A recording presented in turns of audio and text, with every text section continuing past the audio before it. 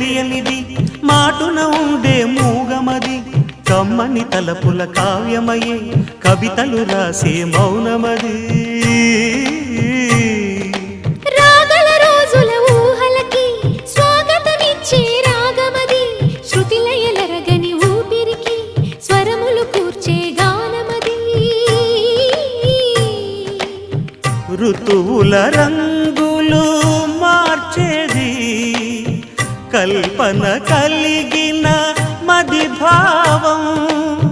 బ్రతుకును పాటగా మలిచేది మనసున కదిలిన మృదునాదం